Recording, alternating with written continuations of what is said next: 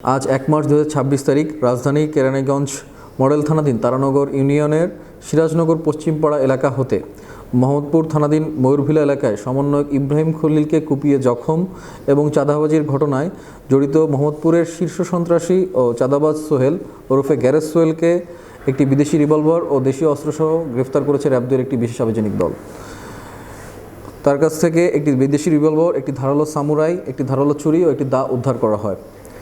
মামলার এজাহার সূত্রে জানা যায়, গত ২১ ফেব্রুয়ারি ২০২৬ তারিখ বিকাল আনুমানিক ৩টা ৩০ ঘটিকায় মোহাম্মদপুর থানাধীন বসিলা রোডস্থ এলাকায় আধিপত্য বিস্তার ও চাঁদাবাজির ঘটনায় গ্রেফতারকৃত আসামি গ্যারেজ সোহেল ও তার সহযোগীরা মিলে ভিকটিম রাসেল ও ভিকটিম মামুনকে মারধর ও ধারালো সামুরাই দ্বারা কুপিয়ে জখম করে। পরবর্তীতে এলাকার লোকজন ভিকটিমদ্বয়কে আহত অবস্থায় উদ্ধার করে শহীদ সোহরাওয়ার্দী মেডিকেল কলেজ হাসপাতালে নিয়ে ভর্তি করে। উক্ত ঘটনায় মোহাম্মদপুর থানায় একটি হত্যাচেষ্টা মামলা দায়ের করা হয়।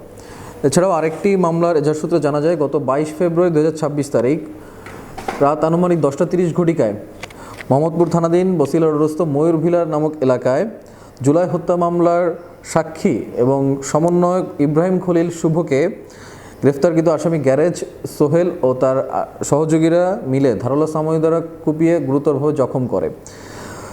পরবর্তীতে স্থানীয় লোকজন ভিকটিমকে আহত অবস্থায় উদ্ধার করে পঙ্গু হাসপাতালে নিয়ে ভর্তি করে। উক্ত ঘটনায় বিএমপি মোহাম্মদপুর থানায় একটি হত্যাচেষ্টা মামলা দায়ের করা হয়। উল্লেখিত দুইটি ঘটনার প্রেক্ষিতে র্যাব-2 আসামিদের গ্রেফতারের লক্ষ্যে গোয়েন্দা নজর বৃদ্ধি করে।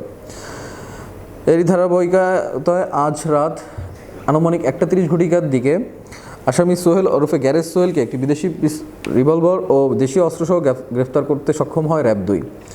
উল্লেখ্য যে গ্যারেজ সোহেল মোহাম্মদপুর একজন চিহ্নিত সন্ত্রাসী এবং চিহ্নিত চাঁদাবাজ হিসেবে স্বীকৃত।